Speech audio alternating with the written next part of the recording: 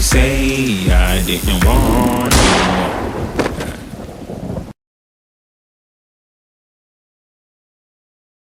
There is a price to pay for everything you gain. Hey yo, this is T.O.T. coming at you today with another Real Talk episode, number 6. Before I get started with things, there is some Nair gameplay in the background for the PlayStation 3. I have just started playing this recently, so I really don't have a whole lot of thoughts on it at the moment. Shout out to people on the official Final Fantasy 15 community forum for, kind of giving me this push to go ahead and play it before the sequel Nair Automata comes out next year. Just in case if anybody has not been informed, Final Fantasy 15 has been delayed to November 29th of this year. Tabata has a public announcement video that he did. I will provide a link to that video down below. When I had initially heard the news, I was pretty pissed. I was trying to be understanding of the situation, but even then, my understanding was very blurry. After I had seen the video, however, and the gameplay footage, I have a clear understanding as to why the game got pushed back. It's not ready to be released just yet. There are some FPS problems that some other people have pointed out. There are some lighting issues. The lip syncing is off in some scenes. So I don't know what 2 months of polish will do. It's pretty much a waiting game at this particular point in time. As far as some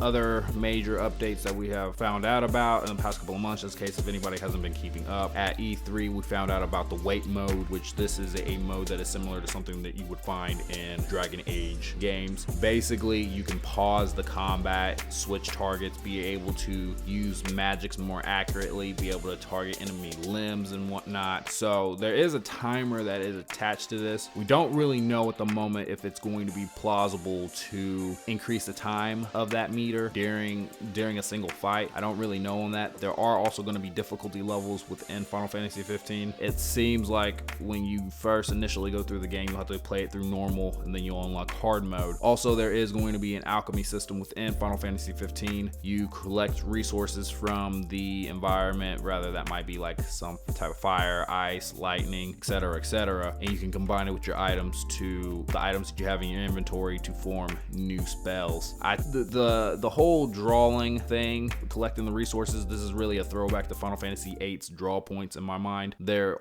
is also going to be hunts within Final Fantasy 15. Some of the hunts you can do continuously over and over again, and some of the hunts are going to be once per day type hunts. The hunts themselves, it's a throwback to Final Fantasy 12. I think Final Fantasy 12 is pretty known for that particular feature that is in the game, so I am going to be looking forward to it. Also, you are going to be able to change your character's clothing within the game. You won't have to rely on DLC to be able to change up how your characters look, which is pretty nice. Okay, moving on to the purpose of this video. This is going to be my thoughts covering Brotherhood episodes 2 through 4. I'm gonna go ahead and get started with it right now. Brotherhood episode 2 focuses on Prompto. When I initially got to hear Prompto and episode Deska, I do remember and thinking to myself, okay, this is gonna be the kind of character that is going to be like the pep guy. He's gonna be the guy that really keeps people going whenever the times get rough or dark later on in the story, because I had assumed that as the story progressed it would naturally get darker and darker and darker if it was going to still be in correlation with what we had seen from the Versus 13 trailers, and that's something I still believe in. But after seeing this episode, I have a whole new level of respect for Prompto. The fact of the matter that, he started off as this kid that's out of shape, he was by himself a lot. It showed in the episode that when he went home,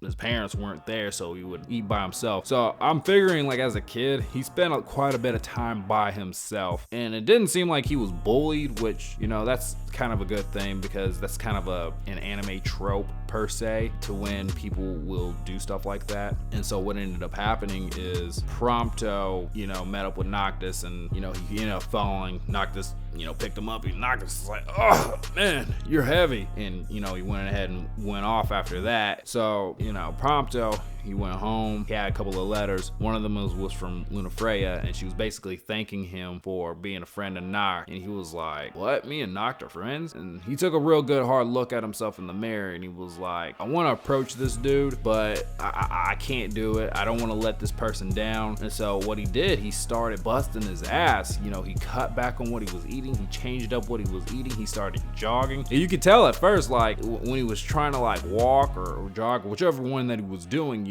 he was panting like a mofo. But after some time, you could tell he had some pep in him, in his step. A couple of years later, he's looking great. He slimmed down, lost a lot of weight. He's lost the glasses, and with the glasses, I don't even know if he got contacts or if his eyesight just naturally got better, or he had eye surgery. I really don't know on that one. But at the end of the day, it's like, I have to give this guy props. Noctis played as a big motivator for him to lose weight. And, I definitely have to commend that. Big props to Prompto. Some people might look at that situation and be like, well, Prompto should have lost weight for himself. He shouldn't have lost it for somebody else. And I agree to an extent on that. I do want to say that when there's competition involved, and this is something that's more impactful between guys, there's just more likely to have that nature to where one wants to be able to keep up with everybody else. And I think it's more prevalent with males than what it is with females on the overall anyways. So I can't really blame him for his actions.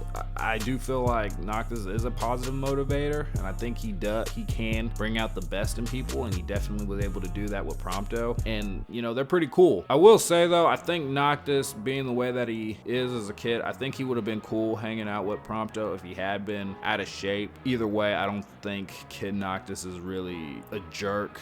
I don't think he's that type of character. Anyways, those are my thoughts on episode 2.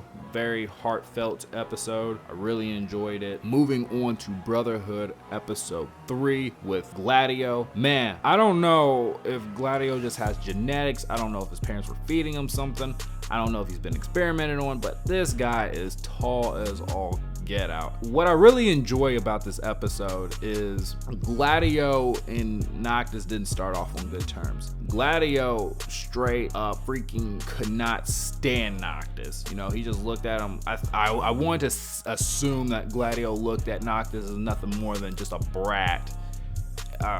And he was like, you know what? This dude isn't fit to be king. This guy's gonna be king someday? Like, no, there's no way. And what I found really interesting is that it took Gladio's sister to really bring them together, because his sister had went up to the palace or wherever they were at, and she was asking to see Noctis. And, the guards, they were, they kind of stopped her. I remember talking to somebody about it, and they were basically like, oh man, you know what? They should have sent her peasant self away. And I don't agree with this. I don't think the Lucius family are the douchey kind. I think they are the type of royalty that understands that they are in a very important position, but they also try to mingle with the people. They try to communicate with the people as best they can and still try to have somewhat of a normal life outside of their duties. I think this reflects in the actions of, Regis and his son, Kid Noctis. That's just my viewpoint on that. Anyways, Eris, she ends up running off, getting lost. Noctis catches up to her, and he lets her know that, that's a secret path that he takes sometimes to kind of get out and kind of see the place. And this actually reminded me of episode Deska, because Noctis had said something along the lines that, sometimes, there would be a beautiful view, but he couldn't really see it because of all the buildings blocking everything and whatnot. And that might have played into that a little bit. I don't really know. So once they got back to the, once they went back home, they're soaking wet. Gladio, he's kind of raging. I don't blame him, as a big brother would. And Kid Noctis, he didn't have to take the hit for that. He could have been like, you know what, that's Gladio's sister's fault. That's not on me. But you know what? He was a real G, and he took the blame for that. A lot of kids in Kid Noctis' situation would have never taken blame for that. And I have to straight up give props to Noct for that. And after that situation had gone down and Gladio's sister told Gladio about what had happened, he confronted Noct on it, and he was like, you know what, you got my sister's back. You know, that's pretty noble of you. I'll go ahead and help you. I'll help you train. And so, cause one day you are gonna be king. So you gotta get ready for that. And Gladio had that new amount of confidence in Noctis. Me looking at the situation, like the kings in this storyline has always seemed to have sacrificed themselves. You know, King Regis is putting his life on the line to maintain the wall, and it's just sucking the life force out of him. Whereas with Kid Noctis, you know, he took punishment for somebody else's actions, so that way they could be safe and he would, you know, accept the punishment and whatnot. So both King Regis and Kid Noctis made their own type of sacrifices, and I think this is something that's pretty valid to have as a quality if you are going to be king of a people. That's just my viewpoint on it. Anyways, I really enjoyed this episode with Gladio. Like I said, I'm glad that they didn't start off on good, friendly terms. It definitely helped with the character development relationship between the two. Moving on to Brotherhood episode 4. Say it with me, everybody. Say the hashtag with me. Team Ignis!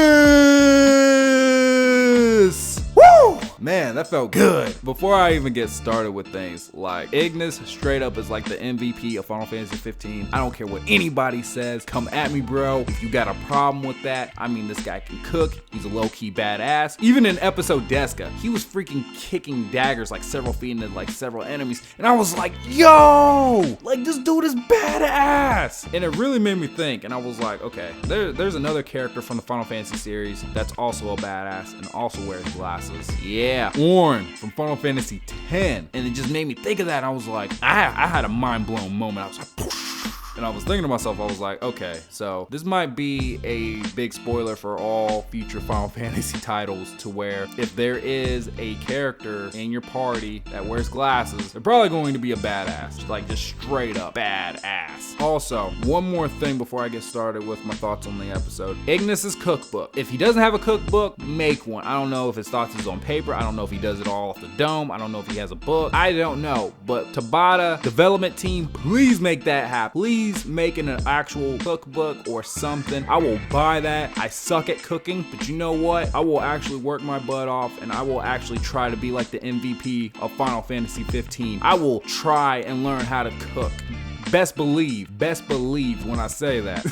Anyways, I apologize about the off-topicness of that. Moving on to episode 4. If anybody has watched Spider-Man, there is this legendary quote from Ben Parker, and the quote goes, "With great power comes great responsibility." Ignis in this case is bestowed with the great power of knowledge. He has to have all this knowledge. He not knowledge, so much knowledge, but he's given all of this information that's pretty tough to swallow. He has to carry this stuff on his shoulders, and he has to try to use, and he uses this information to try and keep Noct in line. Noct's not really hearing him though in the episode, because there's parts in the episode where he's like, you know what, Noct, you gotta start learning how to clean up after yourself, man. Or, Noct, man, you need to start eating vegetables, having that in your food regimen, because the way you're eating right now is it's not too healthy, man. And Noctis is kind of blowing it off. I remember when Noctis went to lay down on the couch and Ignis was on the couch across from him, and Ignis was like, have you read the report? Noctis was like, no, I haven't read the report.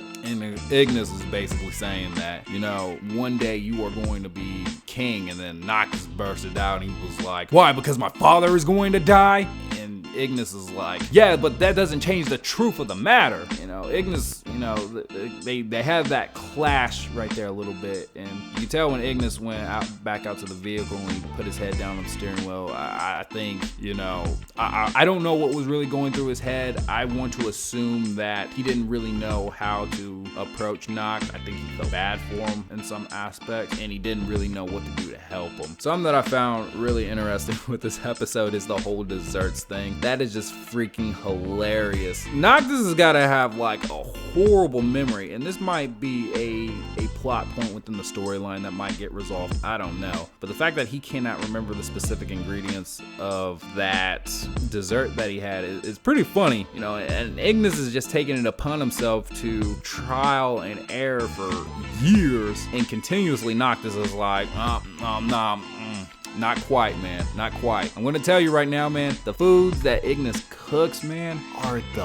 they look so damn good. I'm just like, if I was in Ignis's position, I was trying to fix that dessert for Noctis, I personally would have quit like after the 5th time. So I have to give Ignis props for having that determination to just keep on going regardless. Like, yo. Anyways, overall, I felt like the episode was pretty doggone good. I will say that Ignis's episode has been my favorite by far thus far, and I'm really looking forward to the final episode. I will be doing a separate video on that. If you have watched all of this or listened to all of this, I do want to say thank you. You be safe out there. Deuces! And let the rage of Sparta fuel your blade.